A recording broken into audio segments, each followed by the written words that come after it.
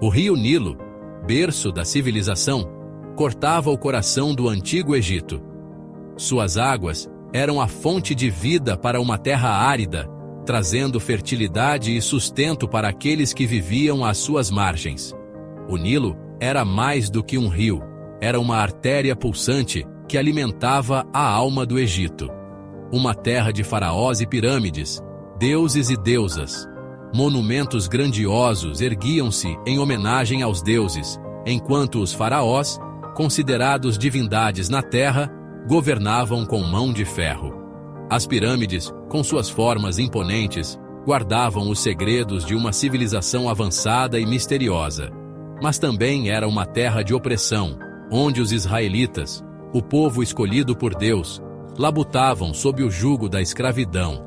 Sob o sol escaldante, eles trabalhavam incansavelmente, construindo as glórias do Egito com suas próprias mãos. A dor e o sofrimento eram companheiros constantes, mas a fé os mantinha firmes. O medo dominava seus corações, mas a esperança ainda brilhava nas sombras. Em meio à escuridão da opressão, a chama da esperança nunca se apagava completamente. Eles acreditavam que um dia seriam libertados, que um Salvador viria para guiá-los para fora da escravidão. Em meio a esse desespero, uma criança nasceu, um menino chamado Moisés. Seu nascimento trouxe um raio de esperança para sua família, um sinal de que talvez, apenas talvez, o futuro pudesse ser diferente. Sua mãe, Joquebede, desesperada para salvar seu filho do decreto do faraó de matar todos os meninos hebreus recém-nascidos, o colocou em um cesto de junco e o deixou à deriva no rio. Com lágrimas nos olhos e uma oração no coração, ela confiou o destino de seu filho às águas do Nilo. Ela depositou sua confiança em Deus, lançando o destino de seu filho nas correntezas do Nilo. Cada onda que balançava o cesto era uma prece silenciosa, uma súplica para que seu filho fosse poupado e encontrado por alguém que pudesse protegê-lo. O rio carregou o cesto rio abaixo, onde foi descoberto pela filha do faraó. O destino, guiado pela mão divina, levou o pequeno Moisés até a princesa egípcia, que passeava às margens do rio naquele dia. Movida por compaixão, ela adotou a criança como se fosse sua, sem saber sua verdadeira identidade. A princesa, tocada pela vulnerabilidade do bebê, decidiu criá-lo no palácio, longe dos perigos que ameaçavam sua vida. Moisés, criado em meio ao luxo, estava destinado a se tornar um príncipe do Egito. Ele cresceu cercado por riquezas e educação, aprendendo as artes e ciências dos egípcios, sem nunca suspeitar de suas verdadeiras origens. No entanto, os sussurros de sua herança um dia o agitariam por dentro, levando-o a cumprir um destino muito maior do que ele jamais poderia ter imaginado. A verdade sobre seu nascimento e seu povo o chamaria, despertando nele um senso de propósito que mudaria o curso da história para sempre. Os anos se transformaram em décadas, e Moisés se tornou um homem de grande sabedoria e força. Ele viveu uma vida simples, cuidando de seu rebanho e aprendendo as lições da natureza e do deserto.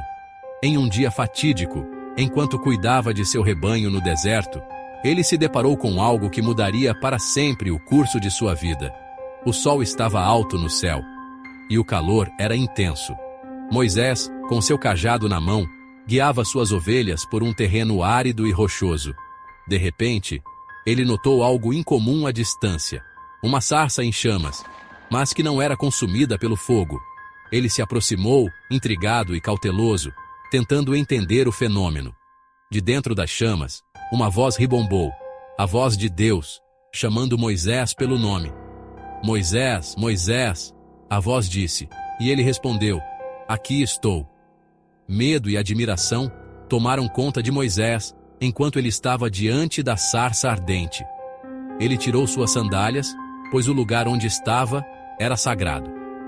Deus falou com ele, revelando seu plano de libertar os israelitas da escravidão no Egito.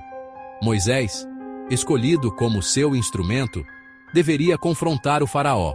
e exigir a libertação de seu povo. Moisés, inicialmente relutante, questionou sua própria capacidade de cumprir tal missão. Ele se sentia inadequado e temia a reação do faraó. Mas Deus o encorajou, prometendo estar ao seu lado e dar-lhe as palavras e os sinais necessários para convencer o faraó. Com essa promessa divina, Moisés encontrou a coragem para aceitar sua missão. Ele retornou ao Egito, seu coração pesado com o fardo do sofrimento de seu povo, mas cheio da convicção inabalável de que Deus os libertaria de suas aflições. Ele sabia que a jornada à frente seria repleta de perigos e incertezas, mas sua fé era sua força. Moisés, guiado pela fé, estava preparado para enfrentar o poder do faraó e a fúria dos deuses do Egito. Ele sabia que a tarefa seria árdua, mas a promessa de Deus era clara e sua determinação inabalável. A jornada de Moisés não era apenas física, mas também espiritual. Cada passo que ele dava no deserto o aproximava mais de seu propósito divino. Ele refletia sobre as palavras de Deus e se preparava mentalmente para os desafios que viriam. Com cada passo, Moisés se fortalecia, sabendo que não estava sozinho. Ele carregava consigo a esperança de um povo e a promessa de um futuro melhor. E assim, com fé inabalável e determinação, ele avançou, pronto para cumprir seu destino e libertar os israelitas da escravidão. Moisés, acompanhado por seu irmão Arão, postou-se diante do faraó, o governante mais poderoso da terra. Eles estavam ali não por vontade própria, mas como mensageiros de Deus, carregando uma missão divina que desafiava a autoridade terrena do faraó. Eles entregaram a mensagem de Deus: "Deixe meu povo ir para que me sirva." Esta não era uma simples solicitação, mas um comando direto do Criador do Universo, um chamado à liberdade para os israelitas que há muito tempo sofriam sob a escravidão egípcia. O faraó, com o coração endurecido pelo orgulho e arrogância, zombou do pedido. Ele não via razão para ceder a um Deus que ele não reconhecia, um Deus que parecia insignificante diante do poder e da glória do Egito. Ele se recusou a reconhecer o Deus de Israel, acreditando ser um Deus em seu próprio direito. Para o faraó, sua própria divindade e a dos deuses egípcios eram inquestionáveis, e ele não estava disposto a se curvar diante de um poder que ele considerava inferior. E assim começou uma batalha de vontades, um embate entre o Deus de Israel e os deuses do Egito. Esta não era apenas uma disputa entre homens, mas uma guerra espiritual que colocava em xeque as crenças e tradições de uma nação inteira. Moisés, armado com o poder de Deus, desencadeou uma série de pragas sobre a terra, cada uma delas um golpe devastador na arrogância do faraó e um testemunho da supremacia do único Deus verdadeiro. As águas do Nilo se transformaram em sangue, rãs infestaram o país, piolhos e moscas trouxeram tormento, e a morte do gado abalou a economia egípcia. As pragas não foram meros atos de retaliação. Foram ataques direcionados aos próprios alicerces da religião e do poder egípcios. Cada praga era uma declaração de guerra contra os deuses do Egito, mostrando que eles não tinham poder diante do Deus de Israel. Cada praga desafiava uma deidade específica, expondo sua impotência e revelando a verdadeira natureza de sua autoridade. O deus do Nilo, Hapi, não pôde impedir que o rio se transformasse em sangue. Requete, a deusa Rã, não pôde controlar a invasão de rãs. E assim, um a um, os deuses egípcios foram humilhados.